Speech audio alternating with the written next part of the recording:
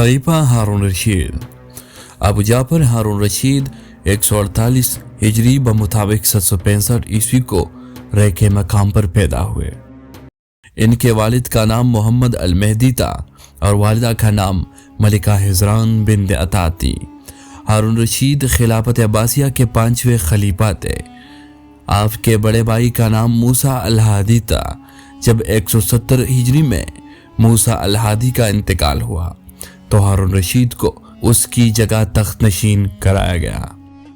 उस वक़्त आपकी उम्र 22 साल थी। इसके बाद खलीफा हारून रशीद ने अपनी कज़न ज़ुबैदा बिन्त जाफर से शादी कर ली। अज़रबैजान और आर्मीनिया को फतह करने के बाद जब अबू जाफर हारून रशीद बगदाद वापस आए तो इस फतह की खुशी में खलीफा अल मेहदी ने इसको अल रशीद का खिताब दिया और यूं अबू जाफर मूसा अल हादी के बाद खिलाफत अब्बासिया के 5वें खलीफा मुकर्रर हुए। दौर खिलाफत हारून रशीद अब्बासी अहद का एक ज़रीन दौर था। खलीफा हारून रशीद ने 775 ईस्वी से लेकर 785 ईस्वी तक खिलाफत की, यानी 23 साल 2.5 माह। इनके दौर खिलाफत में खिलाफत अब्बासिया का दारुल हुकूमत बगदाद अपने कमाल उरूज तक पहुंच गया था।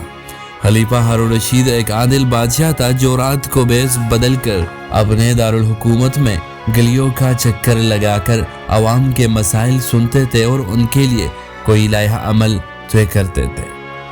खिलाफत इस्लामिया और बाज़नतीनी यानी रूमी ईसाई हुक्मरानों के खिलाफ जंगों का जो सिलसिला पहले से जारी व सारी था, खलीफा हारून रशीद ने उन पर 175 हिजरी यानी 791 ईस्वी को हमला आवर हुआ और फतुहात का एक नया राह खोल कर वापस लौटा। इसके दौर में चीन और फ्रांस से खिलाफत अब्बासिया की सफारती ताल्लुकात कायम हुए। खलीफा हारून रशीद उहदे के लिहाज से एक सियासतदान और शायर थे, जबकि इसके अलावा मौसीकी का भी शौक रखता था। आपकी वफात हारून रशीद 3 जमादुस्सानी 193 हिजरी को इस जहान फ़ानी से रुखसत हो गए। इनका नमाज़ जनाजा इनके बेटे सालेह ने पढ़ाए। वफात के वक्त इनकी उम्र 45 साल थी।